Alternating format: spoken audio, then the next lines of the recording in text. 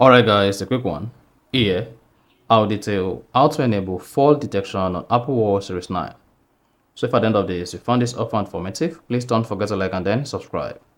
Now the first thing to do is go ahead, press the digital crown once to exit the watch face. Locate and click on the settings icon on the app menu. On the settings page, scroll down until you get to SOS and then click on it. Once you selected SOS, locate fall detection and click on it. Then if this is disabled, go ahead and toggle on fall detection.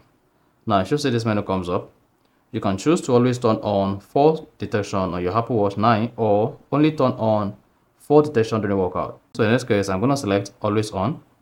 Then fall detection is designed to recognize fall that happens as you get older.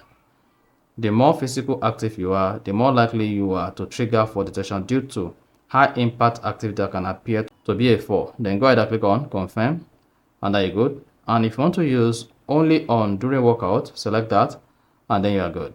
So that is exactly how to enable fall detection on Apple Watch Series 9. So if you found this offer informative, please don't forget to like and then subscribe.